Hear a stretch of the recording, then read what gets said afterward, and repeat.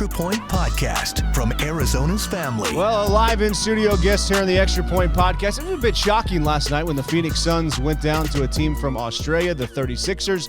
And Andrew Gaze played professional basketball in Australia, one of the biggest names in Australian sports media, making the rounds today in studio. A pleasure to have you with us today. Yeah, and I guess let's just start with what happened last night to the Phoenix Suns. We're shocked by what we saw with the shooting display. Are you shocked by what we saw? Well, I was about to say, as confident as we were and as hopeful as we were, we are shocked that they actually got the win, because we know a lot about Phoenix and their team over the last couple of seasons and how good they are and the quality of players that they have. So we were just hopeful for a competitive situation. And then what happened and what unfolded was just one of the great shooting displays that we've seen from any team that's come over here and played in these NBA games. It was something that we're very proud of, and a team that is preparing like the Suns for a season, and hopefully it holds them in good stead for what lies ahead for the NBL season back in Australia. How is this being received back in Australia? Huge. This is massive news, because the NBA is really, really popular, and we've had these tours for probably the last, I'd say 4 or 5 years. We've had teams coming over. I actually was coaching the Sydney Kings a few years ago and got to play against Utah and got to play against the Clippers. And the closest we've came was about 3 years ago when another team, Melbourne United, lost by a point to OKC. So we're always hopeful, and we always like to spruik in Australia that the NBL is the second best league outside of the NBA, and there's a bit of, license that we use to describe it. But when you see a result like last night, it does give a lot of real tangible evidence to the fans back home that perhaps are thinking, well, that's just rhetoric that you guys are pumping out there, and it really doesn't. Surely you can't compete with NBA teams. Well, even though it's a preseason and there's a little asterisk next to it, it still is very good evidence that our league's come a long way. And we've seen, you over here and so many more Australian basketball players coming over. So describe to me the growth of Australian basketball since the 90s, where it was, where it is now, and maybe what last night's result did for Australian basketball. Well, it's huge. I remember back when I first came over here to play collegiately with Seton Hall back in '89, there might have been, across both men and women, there might have been 5 or 6 Australians playing college basketball. Yeah. As we sit here today, there are over 200 Australian kids playing collegiately at various levels. So not always in the first division, but at various levels. And I think that it's because of the way in which our development programs in Australia, there's been a huge investment in the grassroots basketball. And as such, the facilities and the coaching and the pathways that they have now are really attractive. So attractive that we get some of your really, really talented high school players that are looking for a pathway to the NBA that are choosing to come to Australia. I guess the most famous recent example is LaMelo Ball, who chose not to play collegiately and decided to come to Australia and became the third pick and is a very established player in the NBA right now. So it's and that's ongoing, and that's been over the last few years, such as the recognition and acknowledgement by the NBA and by players that the coaching, the facilities, the sports science, all that is cutting edge, and as such, people want to come there. So were people playing basketball as much in Australia during the Magic and Bird era, or was it Jordan? Like how did you find the game? Obviously, you're a taller guy. How did you end up playing for PJ Carlissimo? That was against Michigan, right? I remember that. That's right. Yeah. Heartbreaking. I get a twitch every time I hear it. Romeo Robinson. You curse his name. The foul that was. Was it a foul? Was it not a foul? It was heartbreaking, but. My pathway is mainly through my family. My dad is one of the most famous coaches in Australia, and I was introduced to it because of the environment that I grew up in. He was the manager of this basketball stadium, and it was this old Army warehouse storage facility that was converted to basketball, and they squeezed 9 courts into it. And he was the manager of this facility as well as coaching. And I was born into that stadium. The manager's residence was physically attached to this stadium. So from the time I was born to the time I was about 12 or 13, I had a 9-court basketball stadium as my backyard. So I had a profound advantage over a lot of my peers because I had the facilities to to practice, and also I don't know how, probably through my parents' influence, I had developed from a very early age a love for the game. I loved playing, I loved shooting, and I wasn't gifted with great athleticism, but I was gifted with a love for the game. And as such, the amount of hours that you put into it, when you don't have the athleticism, you got to find a way to compete and become better. And I was lucky enough to have the facilities to do that. And so your road here in America. Did you ever think that you would make it this far? What was your favorite moments playing basketball here in America? Well, obviously with Seton Hall, when you get to the championship game, this Cinderella story. No one. Before I arrived, it was straight after the Seoul Olympics, and I was a member of the Australian team at the Seoul Olympics. So it was one where I was coming into a situation that wasn't supposed to be that great. In the Big East back then, the Big East was a massive, the big time conference. Oh yeah, Madison Square Garden, the Big East tournament. You guys would just bludgeon each other. Villanova. Oh gosh, that was fantastic. Georgetown, Syracuse. So it was and for me, that when I came over here, we were predicted at that in '89 predicted to finish 7th in our conference, which is third last. It was second last. It was one of those ones that was thinking, gee, this it's going to be a good experience. And PJ was really close with my dad, and what happened is that my club team back then, college teams in the preseason would play against exhibition games, and a lot of times it was the international teams that would come over. Now, they don't allow it anymore, but a lot of we did back then. And my club team, the Melbourne Tigers, we came and did a tour of all the Big East schools. Wow. And when we played against Seton Hall, I had a pretty good night. And PJ, straight after the game, said, Andrew, would you be interested in coming and playing for Seton Hall? And he wanted me to stay on right then and there. Don't let him leave. No, well, that's how it was. It's the best negotiating strategy. And I would have loved to, but my goals as a youngster was always about playing for Australia, going to the Olympics, those types of things. So it didn't work out then, but following the Seoul Olympic Games, there was this window of opportunity where I was struggling back home because of my commitment to the Australian team to finish my education. And I thought, well, here's a great I can go and play for PJ, play in the Big East, which I'd heard about, and get some help with my classes that I had to take. Heck of a deal. You mean college was actually an advantage, not like a hindrance? And that's one of the things. Everyone thought I was this hired gun that was coming in there purely for basketball. The God's honest truth was, if it was not for the education, I would never have come. So it was, and then to be a part of a team that was coached by PJ that went all the way through to the championship game and play in front of 45,000 people at the old Kingdome in Seattle. And yeah, it was heartbreaking the way we lost with that so-called foul against, down the stretch against Ramil Robinson, who did an unbelievable game, made 2 clutch free throws. But when you're a point up with 3 seconds to go, you're generally feeling pretty good about yourself. But unfortunately, this mystery foul came in, and he was good enough to knock down a couple of free throws. I'm going to go back to maybe myself in I think it was the 4th or 5th grade. I remember staying up late to watch that one and talking about it the next day with all my buddies. So I'm going to send this clip to my buddies and be like, hey, bucket list. Got to talk to Andrew Gaze.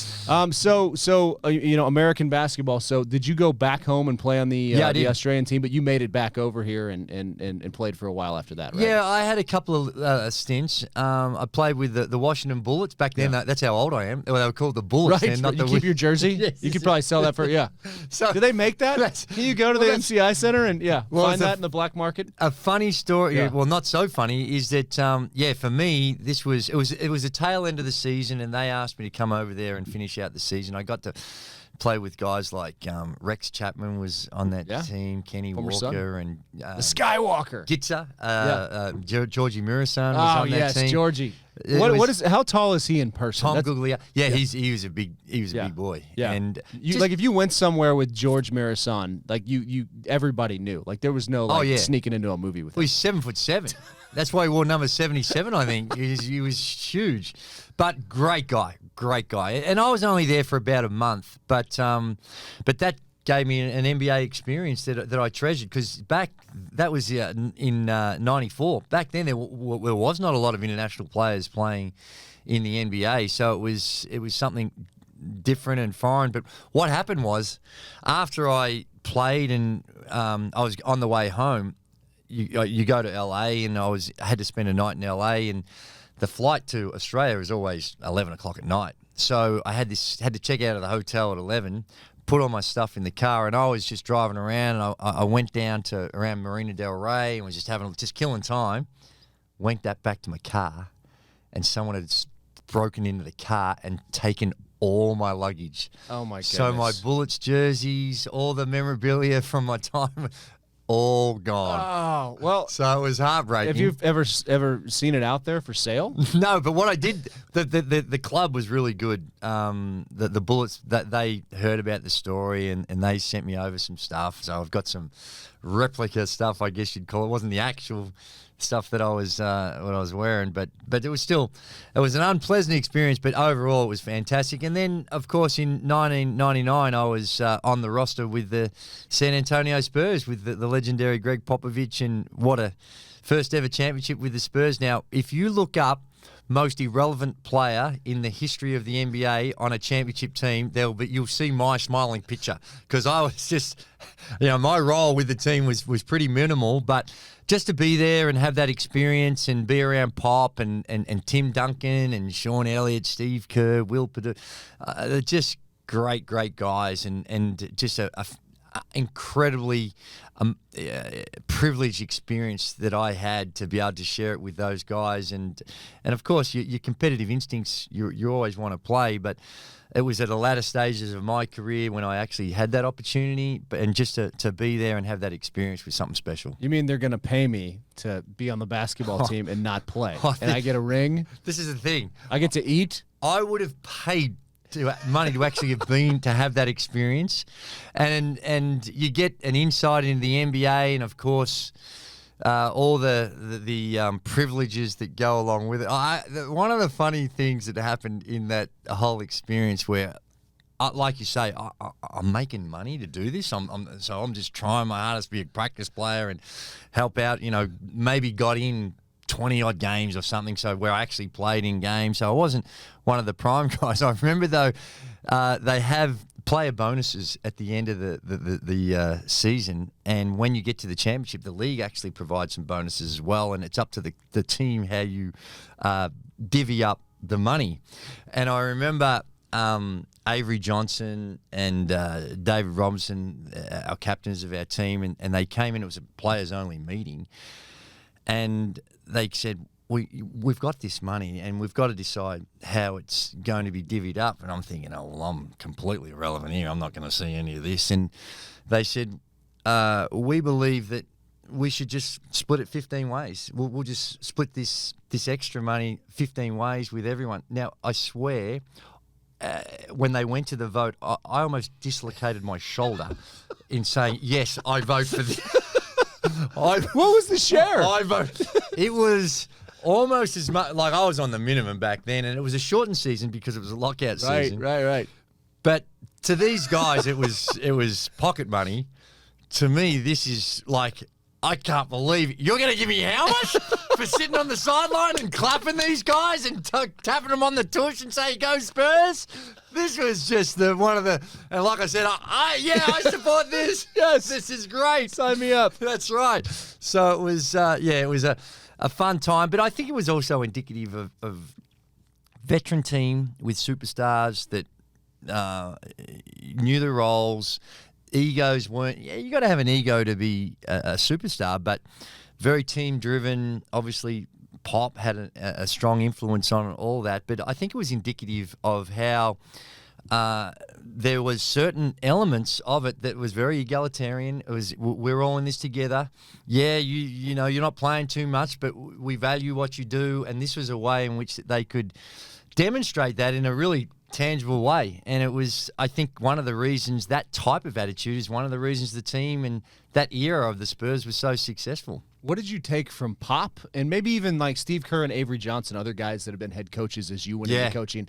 Did you call those guys up and have conversations with them? Would you go back to kind of how they set up practices when you took the plunge from playing to coaching? Oh, absolutely. And every time you'd be thinking, my dad was the strongest influence on me, but when you go through some times, there was very regularly, I would be thinking, now what would Pop do in this situation? How would he Give a handle little it? bracelet, How- WWPD. Yeah. That's it. What would Pop do? Yeah. That's exactly right. yeah. And how would you handle it? And, he was... What makes him great? Well, I think the fact that clearly he's got an unbelievable knowledge of the game, but when it comes to the NBA, it's also it's a people's business, and you're dealing with superstar athletes, and the challenge of the X's and O's. A lot of coaches know the X's and O's, but it's how in which you develop those relationships, how in which you build a culture.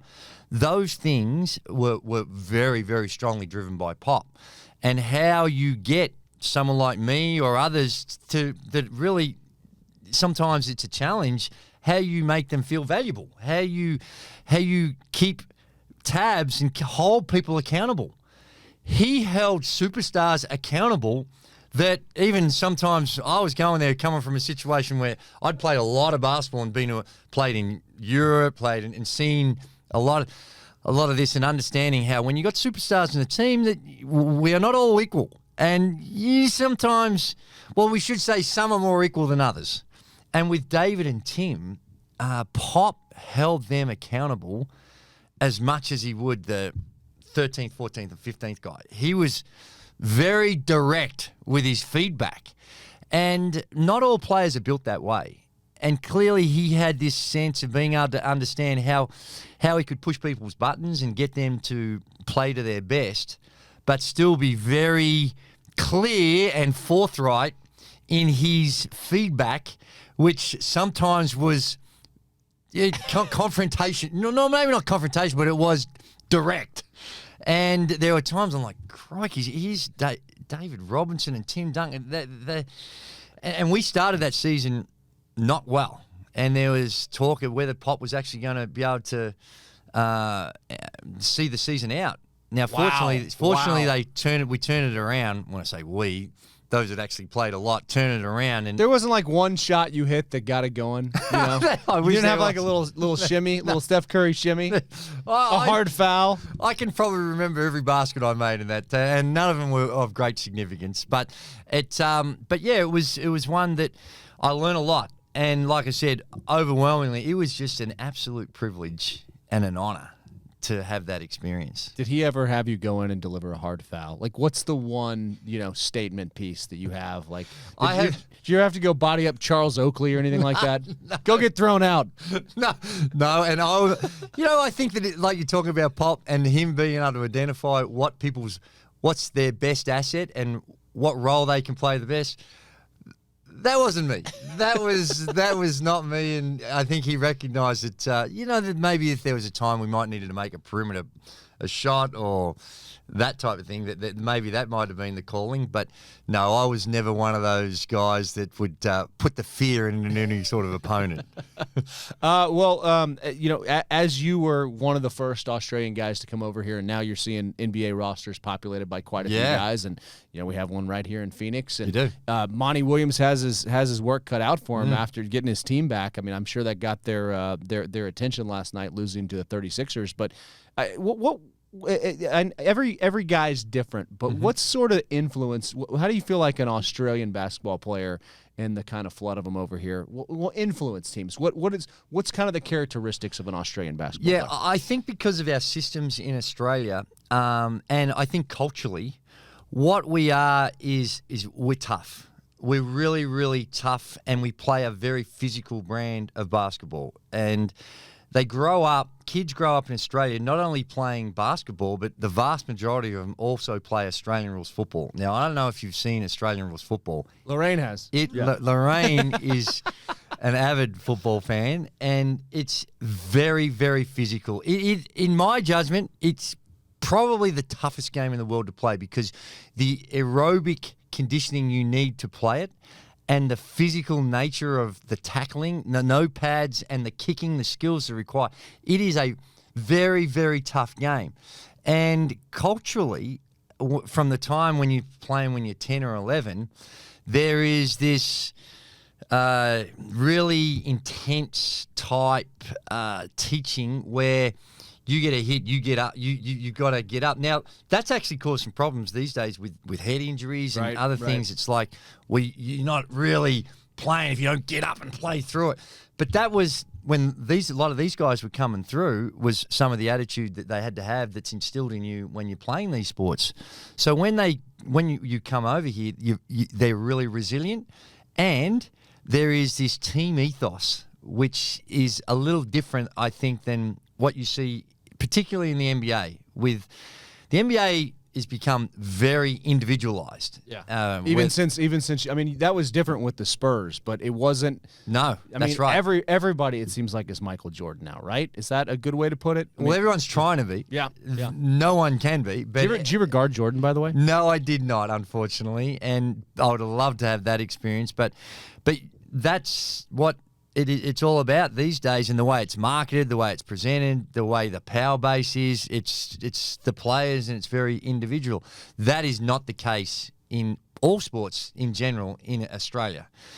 So I think that they appreciate the attitude that Australian players bring. I think they appreciate the toughness that's there.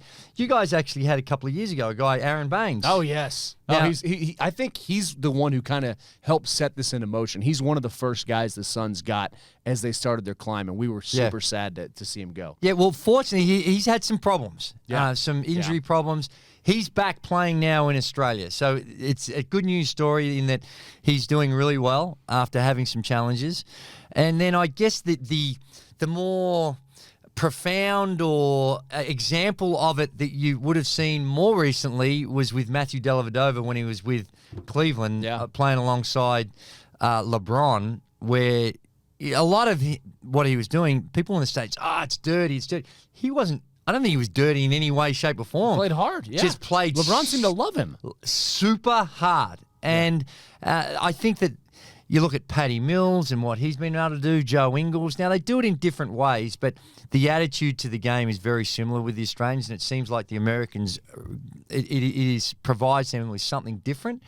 And they find it's helpful for culture and for the way in which they try to build their programs. Yeah, and what are we getting with Jock here in Phoenix? You're getting another great guy that will do anything for the team.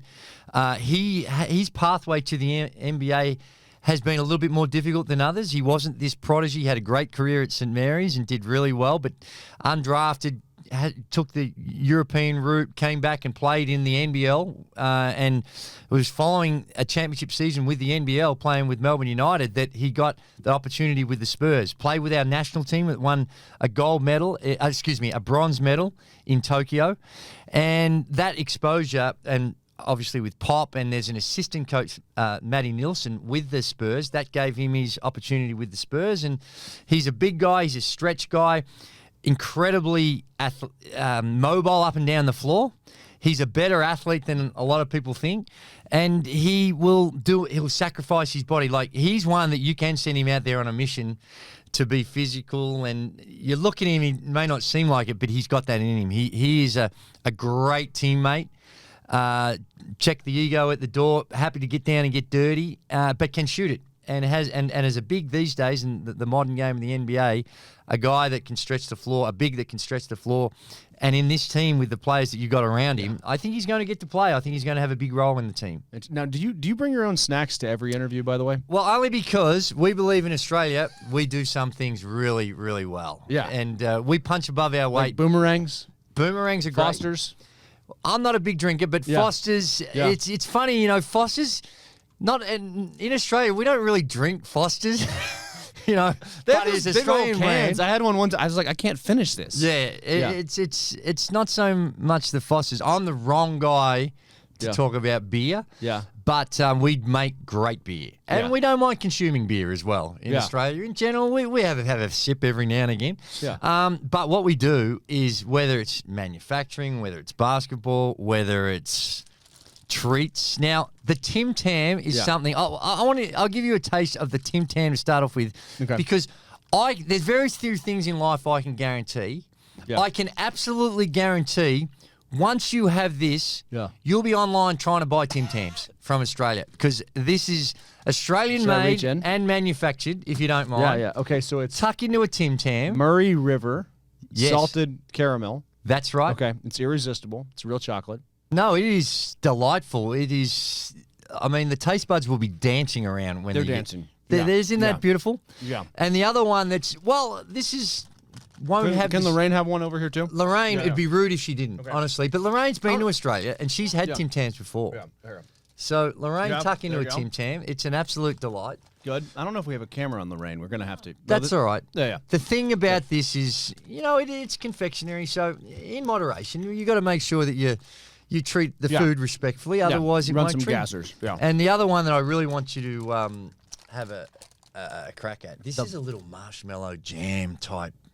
Now we call them biscuits. You call them cookies, I guess. Yeah, I like biscuits. But these are biscuits. Yeah. Okay. What's a biscuit in America? That's like a biscuit and gravy. Down in the South. Right. Well, this ain't that. This is. So you don't call them cookies. Like cookies is like a weird. Not term. really. We call them biscuits. That's what we call them. These things here. It's a good biscuit. It's tasty. Yeah, for sure. And then, this is Okay. the Anzac cookie. This is the signature cookie of Australia. It doesn't have the same appeal, it's not. It's not going to give you the same sensation as the other two. But this is a staple. What you do with these, with your cup of tea or your cup of coffee, you get the Anzac bicky. The bicky. The bicky. Yeah. You dunk it in there into the. I should have brought my tea. What kind of tea do you? Yeah. I'm a green tea type guy. Yeah. Do you do coffee too? No, I don't. Yeah. But you guys do coffee, but you don't do coffee like Australia does coffee. How does Australia do coffee? They do it well. Yeah. You guys do it okay. Like, what is We it do it more? real. Is it more beans, more espresso? What do we? Well, I don't know how to describe it, but I know you guys bugger it up a little bit over here in a lot of the places. You guys run a lot with the instant coffee. I mean, that's we're coffee snobs. I think in Australia, we're a bit snobbish, and we like going to the barista. Yeah. Getting it all done. Grinding your beans? Yeah. All the different types of stuff, the right milk, the right temperature, all that type of. So it's like a meal. Like it is. Yeah. If you ever follow Joe Ingles, Joe Ingles is a coffee connoisseur. Okay. If you follow him on Twitter, and he expresses some disappointment with some locations, and he will go out of his way to try and find the right location where he can get proper coffee. Yeah, it's got to be proper. I mean, I'm the instant guy, but I'm sitting there trying to get two kids out in the morning and, trying to just wake up without screaming at everybody.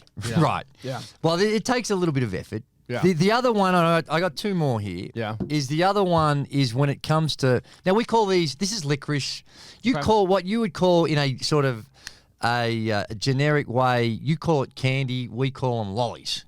We're going to have some lollies. So lollies. Yeah. A Mars bar is a lolly to us. A biscuit and a lolly. Yeah. A Mars bar. Oh, really? That's a chocolate bar, but we'd put that in the lolly category. What do the judges say? Lolly? It's sort of lollies. Okay. Yeah. You call them candy. Candy. So that's right. I'm from Texas, man. Yeah. Now this is Dara Lee. Okay. Very famous Australian manufacturer of all types of chocolate. Yeah. But the licorice of the Dara Lee. Now, you'd probably have something equivalent to this here in the United States. Dara Lee, sure. what do you think? Not Lorraine? but no. Here, scooch in here so we can just see you real quick, Lorraine, because the people can't see you. Dara Lee is the company. Yeah, there we go. Big Australian. She ran up here to switch. She saw that you were in the studio and had to be up here. No. Yeah, what do you think? Not bad. It's like a little flavored licorice. I'm sure you'd have something like this in the United States, I'm sure. It's a good lolly, yeah. Tasty. Yeah, there you go. Yeah. I like what you do. Yeah. And only then 110 calories. Well, I actually don't. That's probably of all these things. Aftertaste. Yeah. Yeah. Now, there's definitely a bit of licorice in there. Licorice all sorts, it's called. And they whack a little bit of the other flavouring stuff on there just to give it a little punch every now and again. Yeah. So that's very, very tasty. Yeah. And then, of course, the most famous spread is Vegemite. Now, like I said, this is a delicacy that's, I believe, it's acquired taste. I doubt very much you're willing to have a crack at this right now. You'll smell it. Hit me. Well, just before we do, normally you got to have this on a bit of toast. Yeah. Whack some butter on there, and then you spread this very lightly. Too much when you're not a seasoned veteran consumer. Yeah. Oh, it will leave you with a funk that you're just not going to be happy with. Hello. But Vegemite breath? What do they call that? Well, it doesn't really leave too much. There's a bit of an aftertaste, but not too much. Yeah. But this is a delicacy. Yeah. It is beautiful. Well, I shouldn't really tell you. It's yeast extract that's put into a jar of just delicious flavour. Now, you won't think it is. You need it very lightly. First of all, smell it. Okay. Then maybe just put a little bit on your finger and just a little dab on the tongue and see if you can. So do you have this every morning? My word, I do. On your toast. It's part of. Oh, that's not that bad. No, it's salty. Yeah. It's a very salty. I know Lorraine's had a crack at it before. Yeah. And has. Oh, that's way too much. Is it? That is. No. Yeah. You got to. All right. Do I put it back? No, you can because you're going to keep this. Okay. Here, I'll put it on my biscuit. I'm gonna. No. I can't spread on my biscuit. You don't. Well, just scrape a little bit. Why? What if the next guy? No, I don't want it. Yeah. Okay, like that. Even that's too much, but I'm happy for you to experiment. Okay. I mean, I go big or go home. Have a lick of that, my friend. You lick it. You like just put it in there. Now, normally it's on bread. Salty. It is salty. Still salty. Yeah. Can you live with that? I don't know that I would enjoy that first. Does that kind of it goes with toast basically? No one would ever. Even I wouldn't do that. Okay. Well, I would because I don't mind it. But you've really got to be a seasoned veteran. I think that like you do that and then you go out in the outback and go and walk about it, right? Is that what you do? Well, that's like probably, to just go do something. You go cut down some trees, right? That's. Well, take your shirt off and walk around. You can do that. Yeah. But Steve Irwin style. Now, okay. Yeah. You go catch a croc. Yeah. We're not all wrestling crocodiles and picking up snakes and spiders. We don't all do that. But we one of the things about Australia, we have a variety of wildlife that you will never see. So we encourage everyone to come to Australia. Yeah. Yep, you don't have to go far to see a kangaroo. Koala's a little bit tougher to see because they're in the tree and they eat eucalyptus. They're high all day, so they're pretty quiet.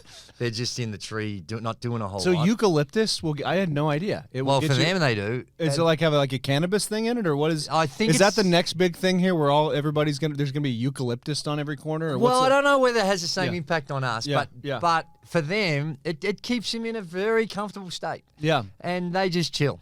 Yeah. And they're just in the trees and hanging out. So they're a little harder to see, but you go to the right spot, you'll see them. Have you ever attempted to box a kangaroo?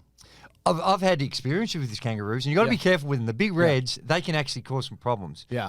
Now, most of them you'll go up to, and there'll be a whole bunch of them around, and if you go there, most of them they'll have a look at you, and they're big suckers up there, and they'll look at you and think, "Is this thing going to have a crack at me or not?" When they come out, they could kill you. Well, they do. They jump up, and it's with their legs. They're coming at you. But most of the time, a lot of the golf courses I'll play on, they'll be there. You hit it down there. You go towards them, and they'll bounce away. They'll just ignore you. Yeah. But if they feel threatened at all, and the big reds, they can cause you some problems. Now, it's very, very rare. Very rare.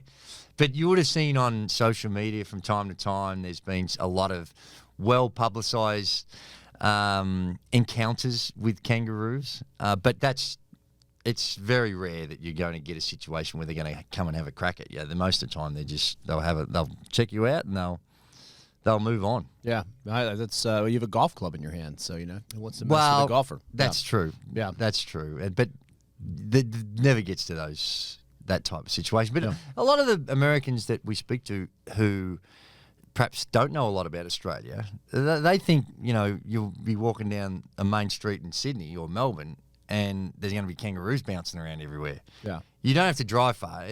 20-minute drive, 30-minute drive out of most major cities, you'll see kangaroos. Yeah. But they're not, you don't have them as pets.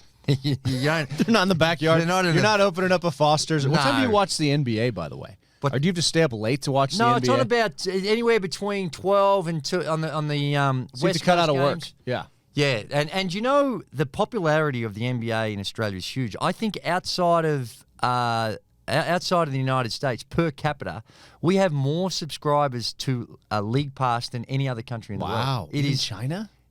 Per capita. Wow. We are right into the NBA. And because, Josh Giddey more recently and the work that he did last year, Ben Simmons. Yep. There's a hot Paddy and Joe are the more established guys that are going around. We've got a lot of we've over the years had a decent chunk of players, and you even go back to arguably the greatest team ever that three-peat Bulls team, and the starting center on that team, Luke Longley. Yeah, I played here. Yeah, he did for a brief period. He was roommates with our sports photographer at Eastern New Mexico, right? Yeah, he went to New Mexico. New Mexico. Oh, maybe they University lived of in Mexico. Albuquerque. That's yeah, right. that's right. He lived in Albuquerque. So he's okay. So if we're putting the Mount Rushmore here in the States, if we're doing the Mount Rushmore of Australian athletes, so we're going to put you on there. Well, I don't think like Luke Longley, Jeff Ogilvy. Who else are we going to put on there? Jeff Ogilvy's a good one. Yeah. Yeah. Well, I'm thinking of the all-time. I mean, Greg Norman. Although right now he's polarizing a lot of people with his little. Even in Australia. Yeah, he's polarizing. Yeah. I think though we respect what he's done on the world stage, and he is one of the all-time greats. There's been.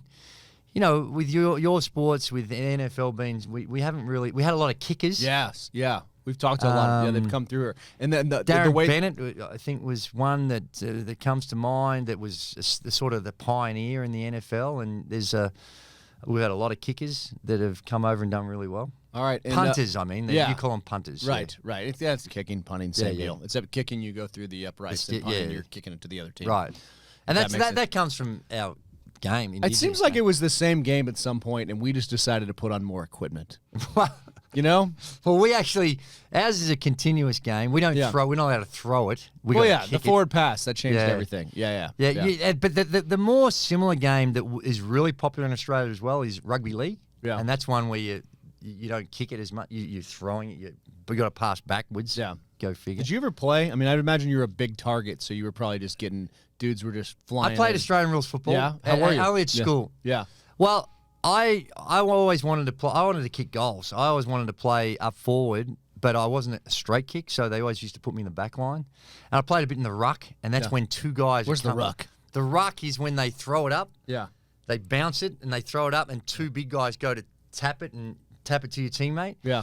But you got two monster guys coming together full on, and I wouldn't say I lack courage, but when you got big dudes coming at you with their knees up and legally with their knees up, trying to tap this ball down, I wasn't so motivated about that. Big difference between courage and wisdom. So tell us. So you have a show that talks about this. Tell us where we can see that in the States, and tell us how we can get more of this, because this conversation's been great. Yeah, I do a show, a football show, believe it or not, and it's really just a slapstick. We attempt to make people laugh, and it's through the game of AFL, Australian Rules Football, and it's a weekly show that I do. That it's called Bounce, and it's on Fox Sports, Fox Footy in Australia. So there's that show, and then of course I commentate on the NBL. This is the Australian League, and I just got through commentating. And congratulations to the United States on winning the FIBA World Cup in the women's basketball. Oh yeah. It was a fantastic. Your team was unbelievable. They were unbelievable. It was a delight to watch them, the way they went about it. So congratulations to Team USA with their women's team, which was superb. And they were held in Sydney. So we were very proud of the way in which we ran that World Cup. And that's what we do great. We run events unbelievably well. You go back to the Sydney Games, the Brisbane Games, and Olympics going to be Brisbane up north. Beautiful weather. They're going to be there in 2032. World Cup, FIFA, World Cup basketball. We are renowned for being unbelievable hosts and organising world events. So we've done out of all the experts and the lollies and the biscuits and the other incredible things we do in Australia, we do events really well. And when anyone that wants a bit of Australia, the one thing that I will say is that to get the authentic Australian, you need see this little logo on my chest. Yeah. This little triangle. Yeah. This is the official. To get this, you've got to tick a lot of boxes, and this says you're fair income Australian. Now, you probably don't know what that means, but that means you're. I don't know what would be the fair income if you're fair income. What would be the? I don't even know what the term is. You're 100%. You're real. This is legit. The authentic. Yeah. Australian stuff. If it's got this on it, that's what you're looking for. So if you ever go to Australia or you're here and you see some of the great Australian products, if you see that little triangle there, you know you've got the real deal, authentic stuff. Well, thanks for taking us in and letting us feel a part of it for a little bit. Hey, it's been a pleasure. We're going around. Thanks for being tremendous hosts, and sorry we had to beat you last night, but it probably means way more to us than that loss is going to mean to you. But we appreciate the hospitality, and we look forward to continuing our journey, and good luck to you and the Suns for the upcoming season. The Extra Point Podcast is a production of 3TV, CBS 5, and azfamily.com in Phoenix, Arizona.